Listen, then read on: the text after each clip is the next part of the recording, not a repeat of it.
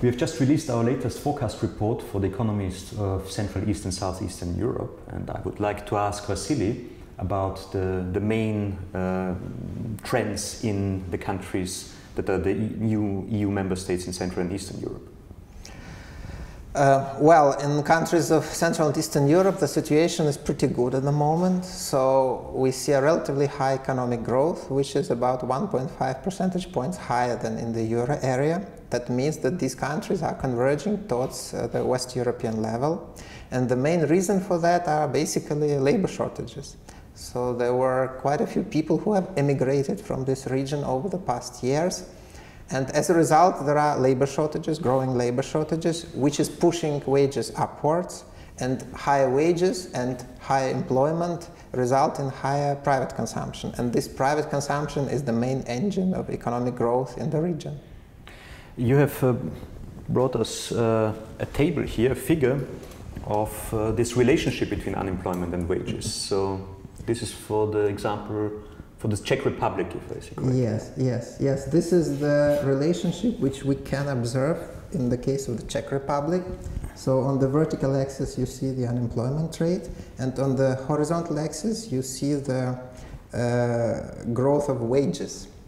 And you can see that over time, since 2010 and up until now, there has been a continuous decline in the unemployment rate to quite a low level, and at the same time the wage growth has accelerated.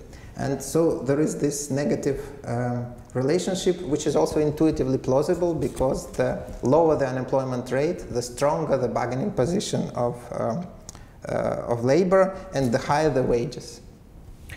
Okay, so I could imagine that the situation could be quite similar for the Western Balkan countries. They also had a lot of migration, outward migration in recent years. Yes, the situation is similar. The only difference is that in the Western Balkans, the unemployment rates are still much higher than, for instance, in the Czech Republic or in other countries of Central Europe, so basically in the double-digit range. But even there, we could see that the unemployment rates have been falling, albeit starting from a high level. And this has also resulted in higher wages and higher private consumption. Mm-hmm. And if you look further to the east, in the CIS countries, what is the situation there? In the CIS countries, the situation is getting better. This is the region which has suffered strongly over the past 2 years for a number of reasons: the decline in the oil price, the geopolitical conflict around Ukraine, and so on. And by now, these shocks have been largely absorbed, and what we can see is that there is a certain stabilization, and there is a recovery of growth in the region. Okay. So taken all together, in a nutshell, the situation seems to be quite good, actually, no? Yes, the situation seems to be quite good for most of the countries of Central and Eastern and Southeastern Europe, but the only exception is Turkey. So in Turkey, we could see very strong growth dynamics up until the middle of this year, but starting from the middle of this year we see a certain deterioration, a certain slowdown, and this is because of the increased political risks in the aftermath of the failed coup attempt against Turkish President Erdogan. And these increased political risks, they are increasingly weighing on the private consumption and investment demand in Turkey, so there is a certain soft landing in Turkey. Mm-hmm. And if we, let's say, look further into the future for especially the countries from Central and Eastern Europe, the EU member states, what are the prospects?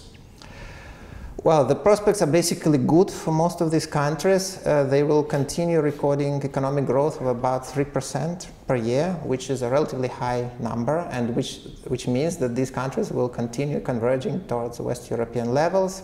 So we don't see major risks over the next 2 years. There may be some risks in the medium term, basically on account of political developments in some of the countries, for instance in Poland or Hungary.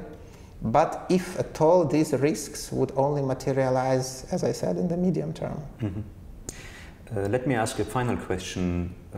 Brexit, what could be possible impacts of that on the region? Well, the exposure of the region to the United Kingdom is relatively low. So if we are talking about trade flows, the trade relations are not very pronounced. Great Britain is not as important as, for instance, Germany when it comes to foreign trade. So if there is any deterioration in economic performance in the United Kingdom, the resulting impact on countries of Central, East and Southeast Europe will be relatively small.